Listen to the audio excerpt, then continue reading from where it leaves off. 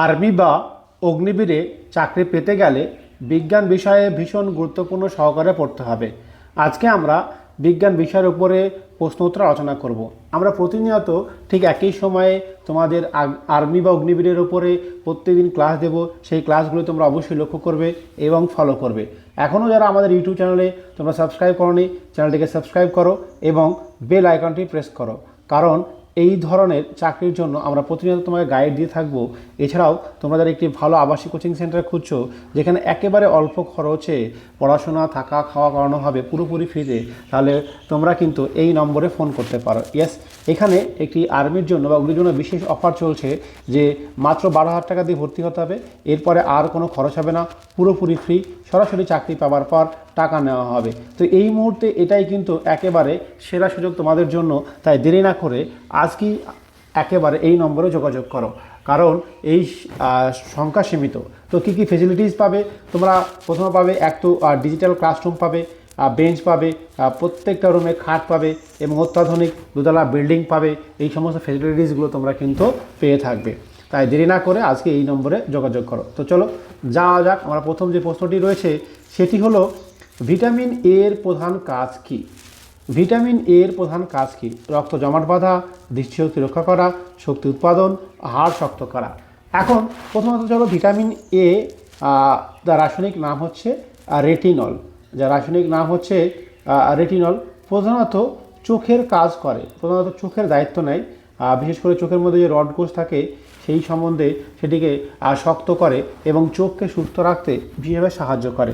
তাই এর অভাবে রাতকানা রোগ হয়, রাতকানা রোগ হয়। তাহলে নিশ্চয় এখন বুঝতে পারছো যে এখন এই অপশন চারটের মধ্যে অপশন বি একেবারে সঠিক, যে ভিটামিন এ এর প্রধান কাজ হচ্ছে দৃষ্টিশক্তি রক্ষা করা।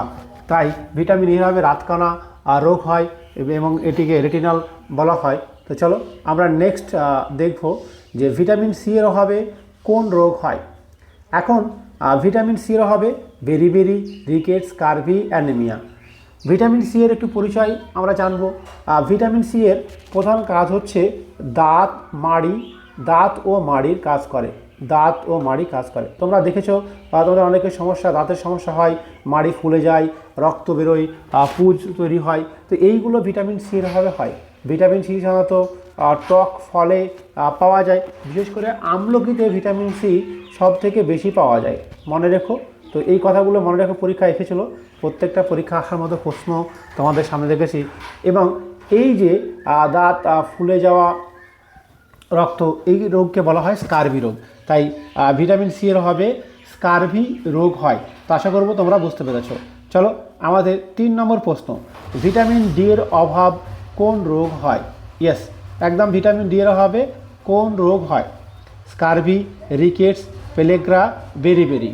তোমরা যারা ভাবছো চাকরিটা 100% নিশ্চিত করতে চাও, তাহলে এক্সামে খুব ভালো নম্বর পেতে হবে এবং শিওর হতে হবে। তাই এই নম্বরে কিন্তু আমাদের সঙ্গে যোগাযোগ করতে পারো। আমাদের এখন ভর্তি চলছে স্পেশাল আর্মির জন্য।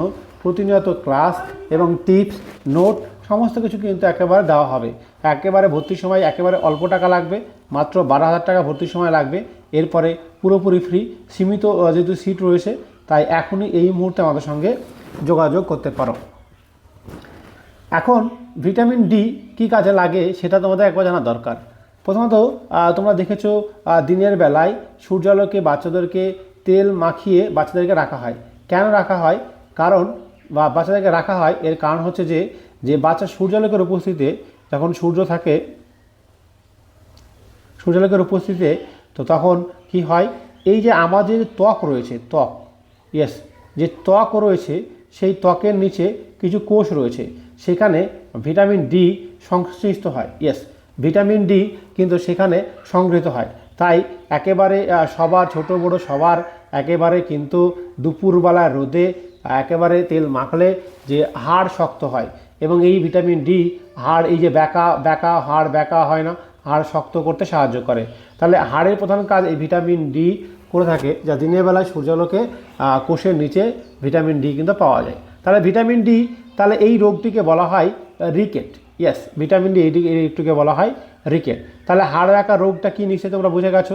তো তোমরা একদম মাথায় রাখবে যে স্যার হাড় ব্যাকা রোগকে রিকেট বলা হচ্ছে। চলো আমরা নেক্সট প্রশ্ন যাব।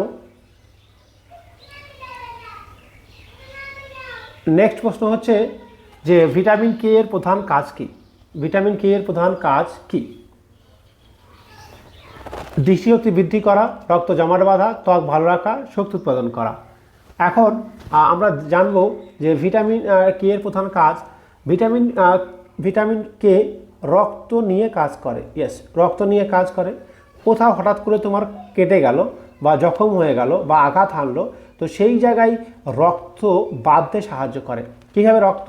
মনে করো এই নালীটা তোমার এখান থেকে কেটে গেছে, তখন রক্ত ফিনকি দিয়ে বা ধমনী বা শিরা দিয়ে রক্ত বেরোবে, তখন এরা এই জায়গায় এইরকম জালিকা তৈরি করবে। ইয়েস, জালিকা তৈরি করবে এবং জালিকা তৈরি করতে ঘন করতে করতে রক্তটা কিন্তু এর মধ্যে আর প্রবাহিত হতে পারবে না।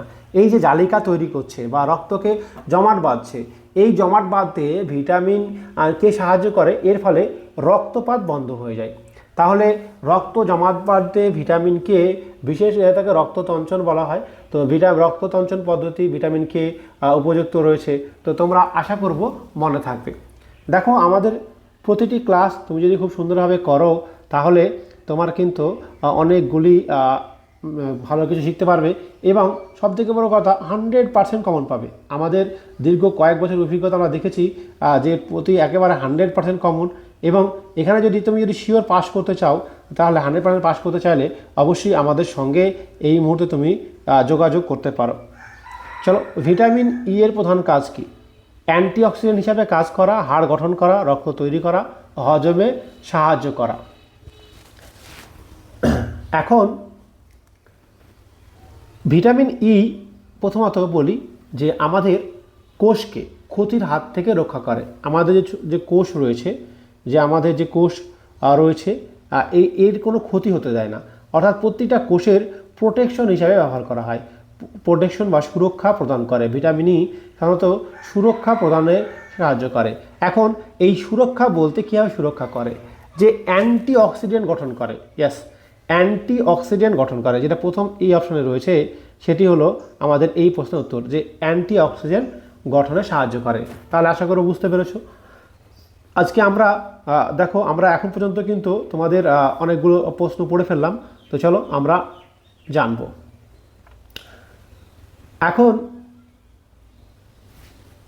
এখন আমরা দেখব যে ভিটামিন বি1-এর অভাবে কোন রোগ হয়? Scurvy, beriberi, rickets, night blindness.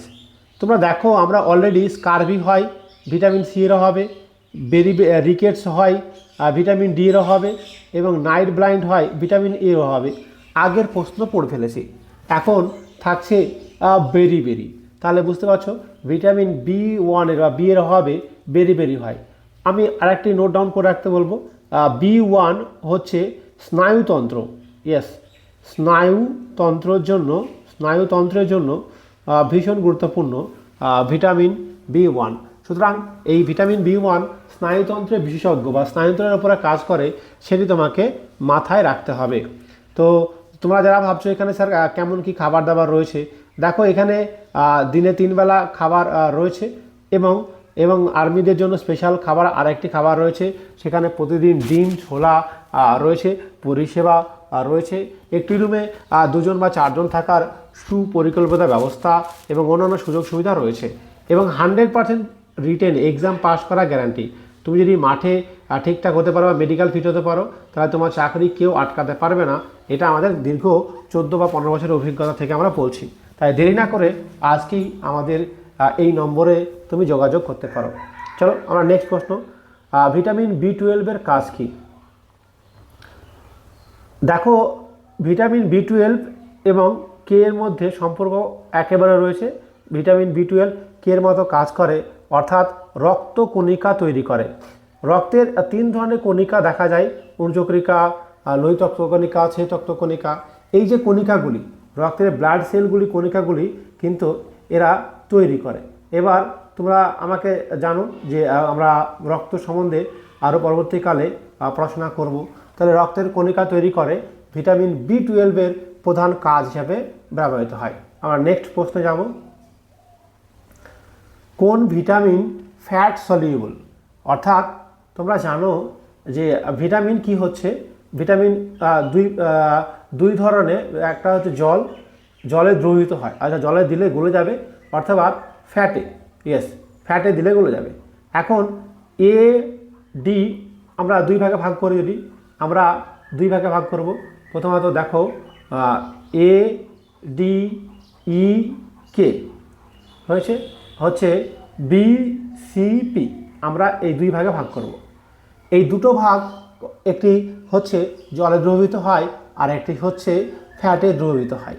তোমরা দেখতে পাচ্ছ যে এডিইকে, যে ভিটামিন এডিইকে কী হয়, ফ্যাটে দ্রবীভূত হয়, এবং বিসিপি কিছু হয় যে জলে দ্রবীভূত হয়। সুতরাং এখানে ভিটামিন, কোন ভিটামিনটি ফ্যাটে দ্রবীভূত, তাহলে ভিটামিন এটা ফ্যাটে দ্রবীভূত। এই নোট ডাউনটা করে নাও, এডিইকে ভিটামিন এটা হচ্ছে ফ্যাট আর এটা হচ্ছে জল। তাহলে যে কোনো একটা মনে রেখো যে বিসিপি হচ্ছে জলে দ্রবীভূত, এরা জলে দিলে একেবারে জলের সঙ্গে মিশে যায়। দ্রবীভূত বলতে জলের সঙ্গে মিশে যায়, সলিউবল বলতে জলের সঙ্গে মিশে যায়। তো আশা করবো বুঝতে পেরেছো। তো তোমরা বন্ধুরা কোথায় আমাদের এই একাডেমিটি রয়েছে, আরও বিস্তারিত এই নম্বরে ফোন করলে তুমি জানতে পারবে এবং আমাদের সঙ্গে যোগাযোগ করতে পারো। ভিটামিন B9 ফলিক অ্যাসিডের কাজ কী? দেখো ফলিক অ্যাসিড, বা এটাকে এর নাম, রাসায়নিক নাম ফলিক অ্যাসিড বা সংক্ষিপ্ত নাম হচ্ছে তোমাদের B9, এর কাজ কী? অপশনগুলো আমরা একবার দেখে নেব। যে দৃষ্টিশক্তি বৃদ্ধি করা, রক্ত তৈরি বা ভ্রূণের বিকাশ, রক্ত জমাট বাঁধা বা শক্তি উৎপাদন। ফলিক অ্যাসিড যে কি করে, রক্ত তৈরি করে এবং ভ্রূণের বিকাশ ঘটে। ফলিক অ্যাসিড বিশেষ করে মেয়েদের প্রেগনেন্ট অবস্থায়, অর্থাৎ গর্ভ অবস্থায় কিন্তু ভীষণ গুরুত্বপূর্ণ একটি অ্যাসিড, যে ফলিক অ্যাসিডের ভীষণ দেওয়া হয়। তোমরা জানো এই সময় এদেরকে ট্যাবলেট খাওয়ানো হয়, এই ফলিক অ্যাসিডের ট্যাবলেট কিন্তু সরকারি জায়গা থেকে খাওয়ানো হয়। তাহলে কি বুঝতে পারছো যে রক্ত তৈরি ও ভ্রূণের বিকাশে যে ভিটামিন B12 বা ফলিক অ্যাসিড বিশেষভাবে সাহায্য করে, সেটি কিন্তু মাথায় রাখবে। তো তোমরা আশা করব আমার কথাটি বুঝতে পেরেছো এবং তোমরা সেই অনুযায়ী কিন্তু কাজ করবে। তো চলো আমার নেক্সট প্রশ্ন এবং আজকের শেষ প্রশ্ন। তো তার আগে বলবো আমাদের এই ভিডিওটি কেমন লাগছে অবশ্যই তুমি কমেন্ট সেকশনে কমেন্ট করতে ভুলো না। আমরা এই প্রশ্নটি তোমার জন্য রাখলাম, কোন ভিটামিনটি জলীয় দ্রবণীয় অর্থাৎ জলে দ্রবীভূত হয়? তোমরা দেবে ADEC রয়েছে, এর মধ্যে কোনটি জলে দ্রবণীয় আমাদের কমেন্ট সেকশনে কমেন্ট করে জানাবে। এবং তার আগে বলবে অবশ্যই আমাদের এই নম্বরে তুমি ফোন করে চলে এসো আমাদের আবাসিক কোচিং সেন্টারে, যেটি হচ্ছে সেই বিখ্যাত আবাসিক কোচিং সেন্টার। এখানে থাকা খাওয়া পড়াশোনা পুরোপুরি ফ্রি, শুধু ভর্তির সময় একেবারে অল্প লাগবে, যেহেতু এই উপলক্ষে বিশেষ অফার চলছে। তো যাই হোক, আর কথা বাড়াবো না, নেক্সট কোন টপিকের উপরে ক্লাস চাও, মানে প্রতিনিয়ত এই জন্য ক্লাস দিয়ে থাকবো, তোমরা সেই আমাকে আলোচনা করে জানিও। জয় হিন্দ দোস্ত।